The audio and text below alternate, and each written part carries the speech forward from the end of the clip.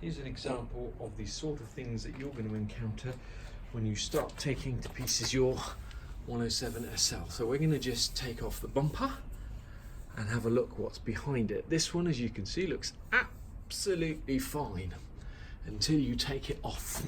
It's held on by 4 bolts, and to get to the bumper off, you're going to need to get underneath the car and undo these 4 bolts. There's one here, there's one on the other side of the number plate, and then around to the side of the car underneath this trim piece here.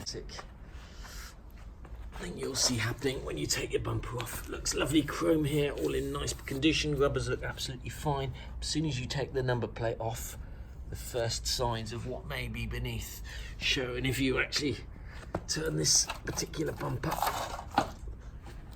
upside down the other way, you start to see that it's actually rusty. And they're made out of pretty thick steel, these bumpers. But eventually, if you don't sort this out, it'll rust through, and you're already starting to see on this particular bumper here some really deep, heavy pitting around here, for example.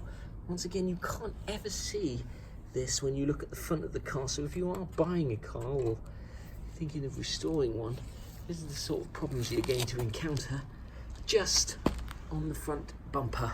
So we're going to have a go at seeing if we can get this back to bare metal. Then we're going to paint it with rust encapsulator, stop it rusting in the future, and then put it back on the car. When we got the bumper off, is we're going to take off these brackets, sand them down with a little wire wheel, put them in a bath of evaporust. Now these brackets, these 2 brackets plus the 2 brackets that go here and here, cost £240 to replace. So we're going to refurbish the ones we've without snapping any bolts, but make a note of which way round they go. The brackets are both exactly the same, but they slope downwards. If you can see, that slopes downwards. Take a photograph before you take them off, just so you've got the exact position that will help you when you come to put it back on. These with a wire wheel, and they're about as good as they're going to get. We're just going to leave them now for a day or 2 in a bath of evaporust. After just 1 night in the evaporust, just this piece here has been in the evaporust, but you can see the line there where the bit that hasn't been in the evaporust is still rusty. So we're just going to give this a quick going over with a wire brush, and then we're going to put it back in, and then we're going to turn it round and do the end bit. Wash it off with warm water, and then spray it up with some rust encapsulator, and that'll be as good as new. I held on to the bumpers just with 2 bolts, one here and one big one at the top here. But when you come to undo these bolts, you'll probably find that the actual metal just starts twisting in the rubber. So once you've undone this bolt at this end, this should just peel out like this all the way up here. Unfortunately, the problem I've got is that I can't undo that because it's just twisting in the rubber. You get stuck and you can't get this bolt out because it's just twisting like this. This is actually just held into this rubber with a little square thing, so you can actually just lever this off. Then you should be able to get the bolt out. To get this center bolt out, when I try and turn the bolt on the other side, this is just turning. So I'm probably going to have to drill a hole in there and tap it, or try and grind it out from the other side so I can get these 2 bumper sections apart. This little fitting isn't coming out, so we're drilling it out very carefully with a carbide burr. This center chrome piece costs over £100, so we want to do this very carefully without damaging the chrome if at all possible. Chrome piece. So I'm going to try and undo these nuts here, but you know as well as I do that when I try and do that, they're all going to shear off. Once we've undone those nuts, or try to, we're then going to try and undo the nuts that actually bolt the 2 halves together. See what we're left with. It's held on by 6 self-tapping bolts and 1 big bolt at the end. And if you're extremely lucky, you might get them off with a, whoops, it's upside down, 5/16 socket. It's kind of 7.5mm or something like that. I wasn't extremely lucky, so I only managed to get 2 of them out. These are all just in tightly, and I'm probably going to have to just grind them out and cut them out and get a new set. That hold the chrome to the steel reinforcement are completely rusted. Only managed to get 1 of them out. So what I'm going to do now is just very lightly clamp this in a Black & Decker workmate. When you do that, make sure you don't clamp it so tight that you end up denting the chrome. And then I'm just going to try and grind these screws out using a little carbide burr. See how that goes. Screws to go, but these last two screws here are hidden under this thing, so we can't grind them out with a carbide burr. We're going to have to try and drill them out without damaging the chrome. Right in the centre, so you can use one of these hole punches here. Costs a few quid, and when you push them down, they'll make a tiny indent for your drill bit, so that you can get it right in the centre of the screw, and then you're going to start with a small drill bit and just step it up gradually. This off to reveal the horrors beneath. I think that's probably fair to say that that's as irreparable.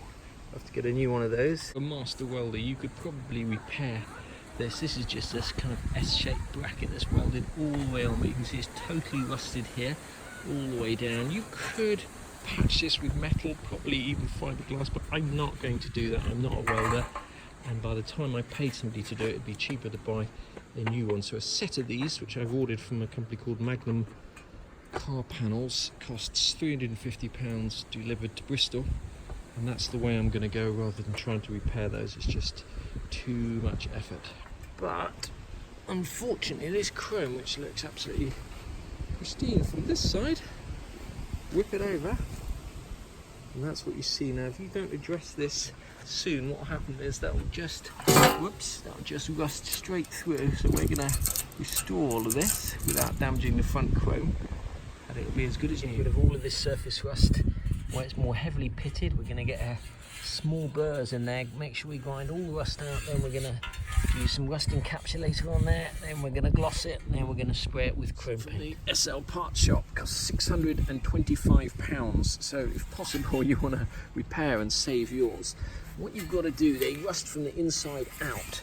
And take this for example, what you've got to do is grind out each little bit of these rust all the way down to bare metal, and then prime it and seal it, preferably with some kind of rust encapsulator. So every tiny little bit of pitting here, if you don't do it, it'll rust and turn into a hole, and eventually it'll cause the chrome on the outside to bubble. So that's what we're going to do. A little set of carbide burrs, which cost about £6 from eBay, and they're great for getting into these tiny little holes without damaging too much of the surrounding chrome. 12 hours in the evaporust, you can see that a lot of this rust is gone, and what we're going to do is just try and grind off these bigger bits here and stick it back in the evaporust to see if we can get that completely clean. The steel reinforcement bits have arrived for the bumper.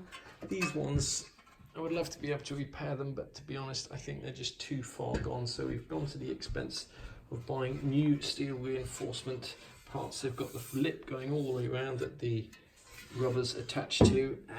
Despite the fact this is very strong steel, you can see it's obviously a moisture trap, and over the years it's just rusted away. So we're going to replace both of those steel reinforcement bumper parts with new bits. We've sprayed the inside of these chrome bumpers with Eastwood rust encapsulator. We're going to leave that to dry overnight to harden. The outside of the chrome is obviously just left as chrome. But spraying the inside will stop it from rusting in the future. We could have filled these and sprayed this with chrome, but you'll never see the inside of this, so I'm not going to bother doing all of that. We've just ground out all the rust and sprayed it with 2 or 3 coats of Eastman rust encapsulator. We'll leave that for a day just to harden, and then we'll put the bumper together. Put the bumper back together, you start with these 2 steel reinforcement bits. This bit here is going to slide over there until the holes line up, and you're going to drop 1 bolt through, washer on the back, and then a nut. You're going to drop 2 bolts here, washers and nuts, and then there's a 4th one around the other side, just here. It's important that you get the washers in the right place, because you don't want to start scratching this paint off and getting the bumper rust prematurely. You're going to be holding the bottom nuts with 1 socket, and you're going to be tightening these up with a spanner. Now these particular bolts are M8 20mm ones. They're slightly longer than the ones that came out, which were M8 15mm, but you can buy a packet of 10 of these bolts for 70p from Toolstation if they're M8 20mm to get M8 15mm, you're going to have to order them online through Amazon, and it will cost you about £2.50. If you do decide to order the M8 15mm bolts from Amazon, they take about a week to arrive. These have just arrived today, so I'm just going to swap them over and put in the M8 15mm bolts. Once you've bolted the two steel reinforcement bits together with the 4 bolts, it's time to put the chrome trims on. It's important you get this the right way around. As you look at the front of the car, the left-hand trim goes on first, and you start by the corner, aligning the corners, holes like that, and if possible, do it without moving everything around and scraping all the paint off. I've lined up these holes where the bumper rubber goes in. This hole here, you can see, doesn't quite align, but what you want to avoid doing is sliding these 2 bits of metal across each other and scraping off all the rust encapsulator and the paint. We're going to put the other piece of chrome on next before we start screwing this to the actual steel reinforcement. Once you've aligned these 2 up as best as you can without rubbing them against each other and scraping off all the paint, you're going to drop a bolt through there. You might have to just wiggle it about slightly for the bolt to drop through. And then once again, finger tight. That bolt in.